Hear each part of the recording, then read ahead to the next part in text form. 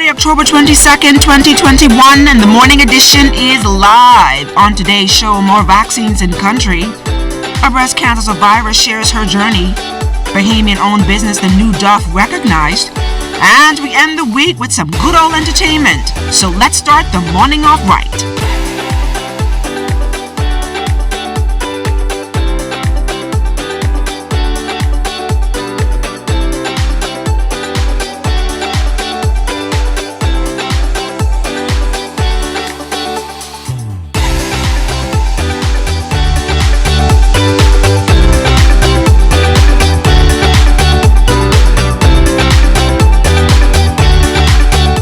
Everyone, and welcome to the morning edition. I'm LaDawn Davis. Let's now take you out to our streets where Kelsey Johnson and the morning traffic team is standing by with your Friday morning traffic. Good morning, LaDawn. Good morning, Bahamas. We're on the East-West Highway, the service road, not too far from it. Now, this particular service road is only supposed to be used for the motorists who are accessing the businesses in this particular area. However, it has come to the police attention that members of the public are using this road to access the Abundant Life Road, which is an illegal turn. Now, joining me live this morning is Constable Prince Dane, who will explain exactly why motorists should not be using this particular road to turn left onto Abundant Life Road. Good morning, Constable Dean. Good morning, Bahamas. Yes, the service road is only for persons accessing the business establishments in this area. However, persons tend to use the service road illegally.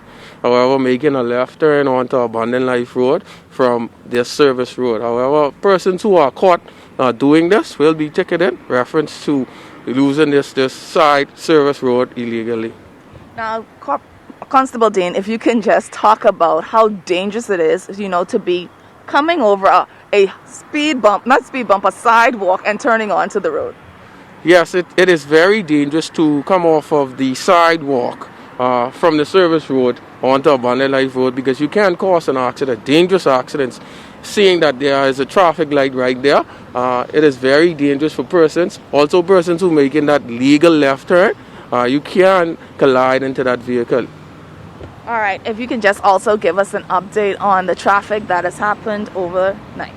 Yes, over the 24-hour period, we have had 5 traffic accidents, 4 of which were just accidents with damage only, 1 where a person was injured.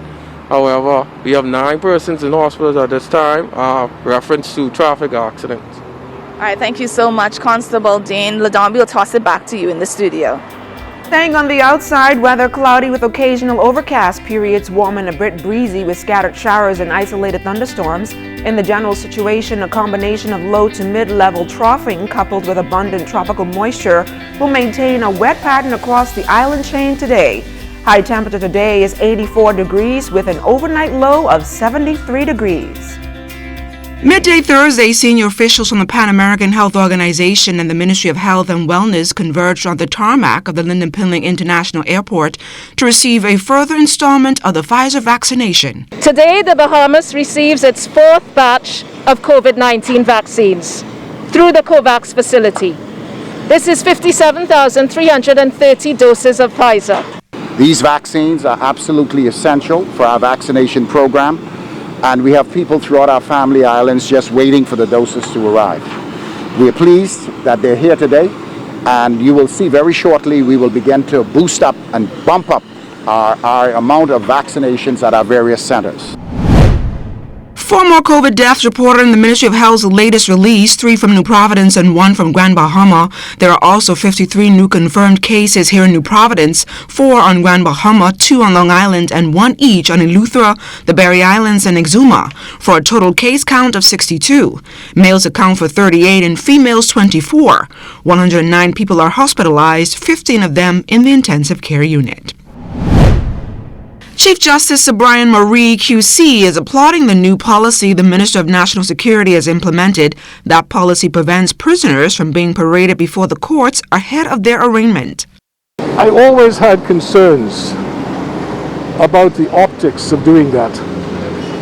And I think it is a good policy in the context of many of the reforms which we are introducing into our criminal justice system. So I think it's a good development. The Davis administration is looking to have productive meetings with the Haitian government to address the ongoing illegal Haitian migration problem facing the Bahamas. Already more than 1,000 illegal Haitian nationals who landed here this year have been repatriated back home. Press Secretary in the Office of the Prime Minister, Clint Watson, says the Minister of Immigration will address the matter sometime next week. There has been some dialogue. As you can imagine right now, Haiti is very unstable. The government is having its own challenges. And so, of course, United Nations has expressed the need and the concern to first bring stability to the government of Haiti first, and then by in turn, the people of Haiti. And so you can imagine getting communications at that level is still challenging. However, Ministry of Foreign Affairs are trying to have some bilateral talks to be able to address the issues. For the time being, though, we've been, a lot of our channeling and discussions has been through the agencies, United Nations, because they're on the ground there and they're talking to them. So a lot of our talk has been with them, but that, of course, is on the agenda to have direct talks with the government once there is some level of stability to try and form a better partnership and find some solution to what's happening right now. And when we come back, a Bahamian-owned business recognized overseas. So keep it locked.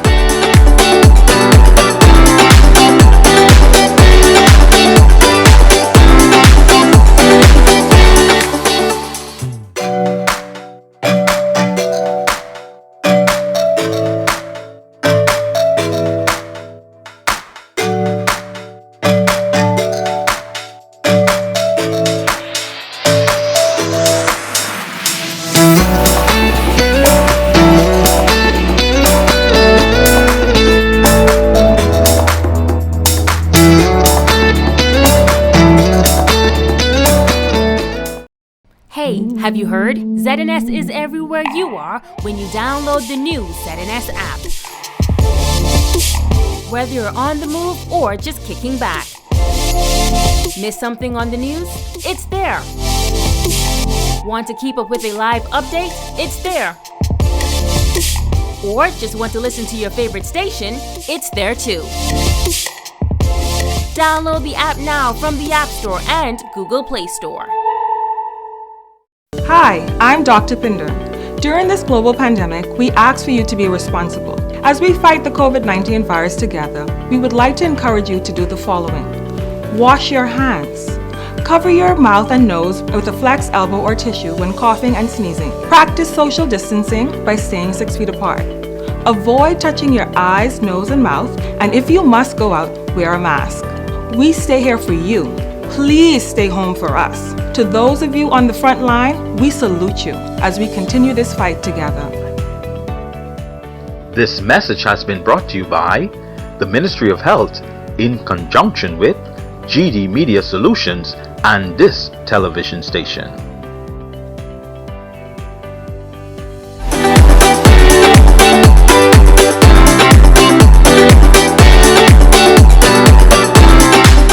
Next leader of the Free National Movement, the answer to this hot political topic will not be known until after the party's November convention. But for now, more candidates are starting to enter the leadership race. This morning, Kelsey Johnson tells us that a second-term member of parliament is not ruling out the possibility and may consider taking up the challenge if given the green light.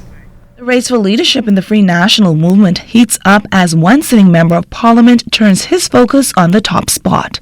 Shannon Cartwright, area representative for the St. Barnabas constituency, says he is seriously considering entering the leadership race. Cartwright is also expecting Dr. Hubert Minnis to be true to his word and not offer himself a leader at the party's convention set for November. Serious considerations being made relative to where members of my party, members of my association, of course my family would like for me. On the record, Dr. Minnis has said that he intends to be an integral part of the possible transition and renewal, again, however that looks. So I can only opine on what Dr. Minnis has said, and if anything changes, I can definitely offer a strong opinion relative to that, if that should happen. If Cartwright decides to offer himself, he will be the second sitting Member of Parliament to do so. Iram Lewis, Member of Parliament for Central Grand Bahama, officially announced his bid for leader earlier this week. Member of Parliament for the St. Anne's constituency, Adrian White, did not say if he will bid for leader, but strongly believes that there should be fresh leadership. Whether it's fresh leadership from existing leaders within a party or fresh leadership in the sense of there being somebody different from the current leadership, I definitely think that there's always opportune time within either political party and any organization to eye and aim towards fresh leadership. So we have an opportunity within the Free National Movement coming up at our leadership convention on November 27th, and there's a lot of enthusiasm, there's a lot of interest. We have a party that is together.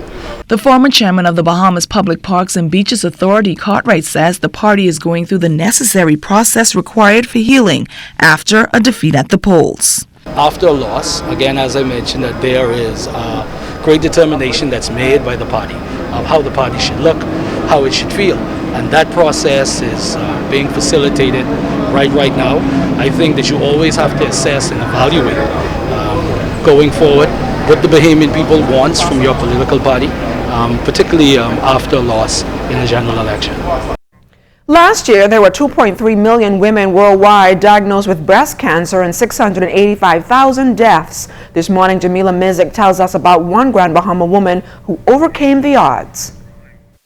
Lucida Johnson says it was in 2016 when she discovered a lump in her breast determined to be cancer. She says after having surgery, some 4 weeks later, she was declared cancer-free. However, she was required to do 4 rounds of chemo treatments and 5 rounds of radiation. Today, at 71 years old, she is a 5-year breast cancer survivor. Thanks be to God, it did not make me sick. None of the treatment did not make me sick. My children cry more than I did. I did not worry about it because I know I have God on my side, and the Bible says that He was wounded for our transgressions, He was bruised for iniquity, the chastisement was upon us, and by our stripes we are healed. And I put my trust in God, and I know God would bring me out. Johnson says she thanks God every morning for keeping her in good health, and she keeps herself occupied by working in her garden. She believes eating greens from her garden has also helped her to maintain her health. I would do my devotion from 5 o'clock until 6, and then at 6 o'clock, a group of girls, we have a prayer line going on, and some of the girls on the prayer line, they are cancer survivors also. So we'll just share with one another, sing and pray and encourage one another. And then when we finish, I would come in my yard and tell my things good morning and talk with them and pick trees, leaves around the trees, because like the doctor told me, said that waking the yard is a good therapy.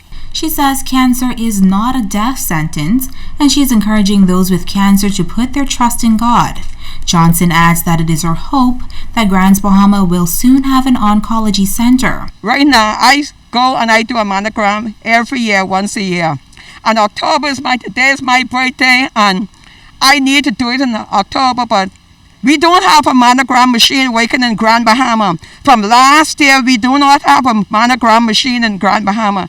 And it's very important that we get this mammogram machine working, because I need to go now, and if it's not working, I have to go and see a private doctor, which I don't have funds. But God is my provider. He's going to provide for me. And this Breast Cancer Awareness Month, she's sharing this bit of advice to women. The most important thing, pray, read the Bible, and stay in the Word. Stay in the Word, and the Word would help you. Drink your bush tea, drink your fever grass, drink your soursop leaf, drink your moringa, drink your leaves. Come off the tea bag. Do not use the tea bag, because this is what the doctor tell me. Sodas, do not use sodas. Red meat, I used to leave red meat. I use a lot of fish and turkey. I use vegetables and do my juice. Examine those breasts, examine those breasts. Thanks be to God, I was able. I find my lump in my breast myself. No doctor did not find that. I find that laying on my bed, examining myself. It's very important. And go and do your mammogram. The new Duff getting a special recognition for its tasty Bahamian treat from visitors overseas. The business owned and operated by Bahamians Kendrick Delaney, Ryan Lightbourne, and Lazar Charlton was presented with a proclamation from the Commonwealth of Massachusetts House of Representatives. The new Duff offers 4 flavors: guava, coconut, sugar banana, and pina colada, and sits just a stone's throw away from the Bahama Grill on West Bay Street. This recent accomplishment is to solidify the new Duff team's world-class product, which boasts customer clientele of about 35 to 40%. The new Duff team sent us a special video presentation of their accomplishment. Fascinated by this whole concept. Ran into these guys a couple weeks ago. We've been back twice since. We love it here. Absolutely love it. It's like family here. We got everybody working together. So what we want to do is we want to give an official citation recognizing the new Duff. Being hereby known to all that the Massachusetts House of Representatives offers our sincerest congratulations to the new Duff. Oh, man. In recognition of your capturing the texture and taste of the iconically Bahamian guava Duff and making it the new Duff, an outstanding individually cooked authentic Bahamian Duff experience. Keep the new Duff going strong, and congratulations to my brother. Thank you so much, Angelo. Here we go. And to the Massachusetts family, we thank you so much for this recognition. And congratulations to the new Duff. And as we head to the break, we take a look back at today in Bahamian history. On October 22nd, 1973, the Bravo Corned Beef Company of New York and the Bahamas Ministry of Health destroyed 600 cases of the product, which had been banned because of contamination. Also on October 22nd, 1995, several stores in downtown Nassau took advantage of the new Public Holidays Amendment Act by opening their doors for Sunday shopping.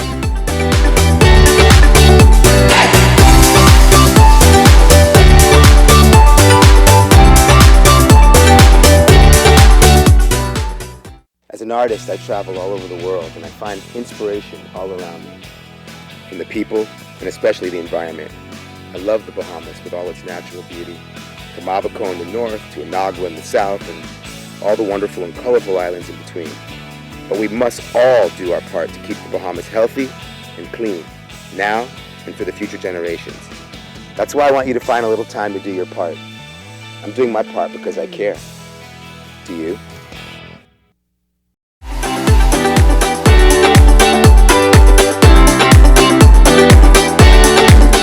Parliamentarians, friends, and loved ones gathered at Christ Church Cathedral on Thursday to pay tribute to the life of former trade unionist Keith Archer. Here's Antoine Smith. We owe Keith Archer a great debt of gratitude for all the things which he did for our country. And we say, go with God, rest in peace. The nation's flag draped and folded in honor of a national hero outside Christ Church Cathedral earlier today. One of the many tributes paid in honor of the life of the late Keith Archer, senator, trade unionist, husband, and father to a family still reeling from the loss of a giant. I will never forget the last phone conversation we recently had. It was full of joy and excitement and laughter. I shared some things with you that were very important to me, and you were so understanding and happy for me.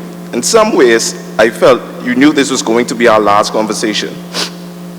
And I'm grateful for those last moments we shared. Final moments also recalled by friend and former colleague, Minister of Foreign Affairs, the Honorable Fred Mitchell, who called Archer a patriot of the First Order. His contributions to the labor movement and the wider Bahamas, the minister says, was the mark of a true Bahamian. There is this enduring memory, just etched in my memory, of Keith Archer and Charlie Bethel being dragged out by the police. One policeman with hand, foot, taking them out of the Patelco yard. That was Keith Archer. If he said he was for something, he was for something. And if he said he wasn't moving, he wasn't moving. And the police had to move him. One of Archer's many sacrifices for his cause recounted in the message of Reverend Dr. James Moultrie. St. Paul invites all of us to consider the mercy of God, who gave himself as a sacrifice for us and for our salvation. Paul urges the normal Christian life as a way of sacrifice. Sacrifice for the sake of others. That is what Keith did. And he is an example for the young today. Keith Archer leaves behind an indelible mark on the country, the culture, and those organizations which he once touched. A friend, family man, former senator, and trade unionist, the late Keith Archer.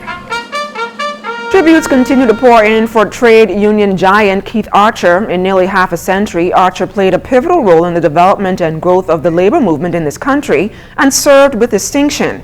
President of the Bahamas Union of Teachers, Belinda Wilson, says she will miss her mentor and friend. I was saddened to learn of the passing of veteran trade unionist Brother Keith Archer, who served the Bahamas Communications and Public Officers Union for many years.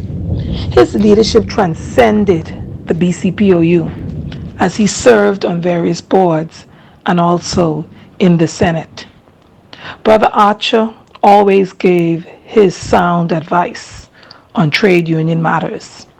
And although he was retired, he participated in union activities and always made his views and his presence felt.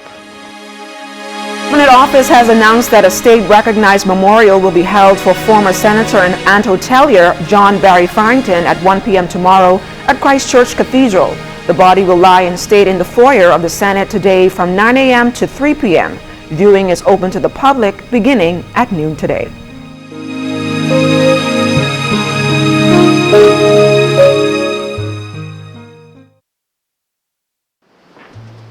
There's a spark of greatness in each of us. That spark is called personality. Individual gifts and talents provide the fuel to set that spark ablaze. Each child has the right to an education which values their personality and nurtures their talents, while teaching them to be respectful to their parents and their cultures.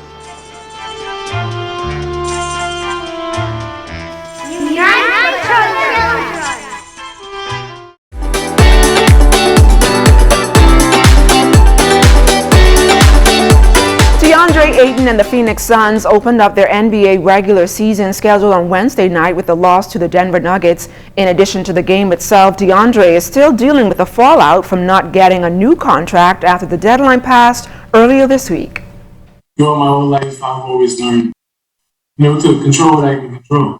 At the same time, obviously, I'm disappointed, but I'm still trying to get us back to the finals. I still got to represent the team and myself. Buddy Hield and the Sacramento Kings are all smiles after finishing the preseason undefeated. The Kings carried that momentum over to their regular season opener where they beat the Portland Trail Blazers. In the process, Buddy tied the record for most three-pointers made in the franchise history with 1,070. It's a blessing, like I always say, coming from where I came from, and I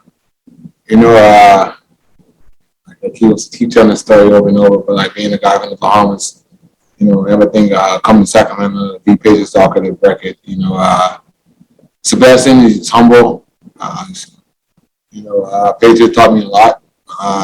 For this game time, it's been in Sacramento, and I'm blessed. Just, like I said, keep writing, make my name in the history books, in Sacramento history books. And, I can't see what I got in store for this year, and many more years to come, for sure. The sport of baseball receiving some much-needed assistance from outside this country. Christy Frank from Magical Builders in California was in town this week to support the launch of the Don't Blink Home Run Derby, but her organization's relationship with the Bahamas is extending much further. It was brought to Magical Builders our attention about how the folks here have grown into the sport of baseball and your facilities, and how talented you all are here.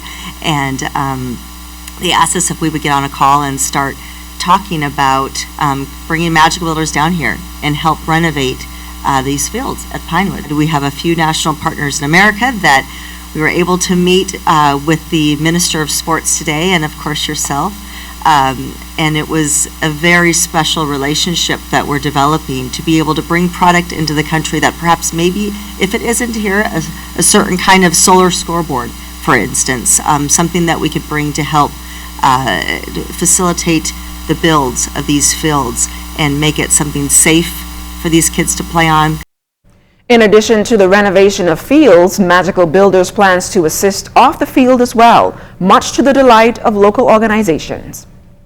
We just all about community and development and trying to get more kids and young ladies playing more baseball and softball for girls, helping them get more scholarships, helping young men get scholarships, continuing their education, try to reduce all the negativity what's going on in the communities today with COVID and, everything was slowed down. So we're going to try to bring it back up neighborhood by neighborhood. From the educational side, there's a lot of folks out there that need reading clubs and places to come to do homework after school and, get a hot meal. And, some of us would know in certain communities that's a big thing, just getting a hot meal. So, with Magical Builders and the relationship we've developed over the past, 3 years, we want to continue that into the Home Run Derby. We're one big family, so we want to just continue it and just keep growing as much as possible. The ladies' edition of the White Sands Bahamas College Golf Invitational will team off later on this morning at the Ocean Club course on Paradise Island. The University of Iowa, Nebraska Mercy, Campbell, Florida International, Northern Illinois, and host Miami will all vie for the top prize. Teams have been practicing for the past 2 days and were treated to a welcome reception on Wednesday. The tournament consists of 3 rounds, which finishes on Sunday. The University of Texas won the inaugural event in 2019, with COVID-19 postponing play last year. And after the break, Judah performs live, so keep it locked.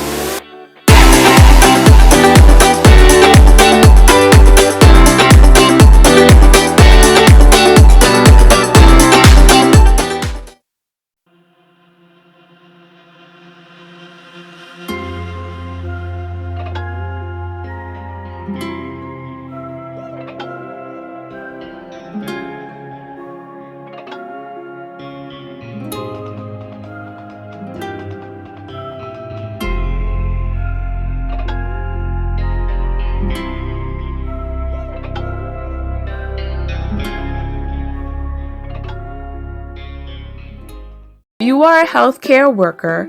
Thank you for fighting on the front lines against COVID-19.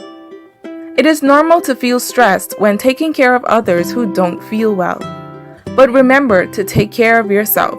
Don't forget to rest between shifts, eat healthy meals, engage in physical activity, and stay connected to family and friends. Avoid harmful coping strategies like drinking alcohol. For managers of healthcare workers, the same tips apply to you. Here's how you can help. Consistently give updates. Rotate staff between high and low stress level functions. Encourage work breaks and ensure that they know where they can find help. We are here for you.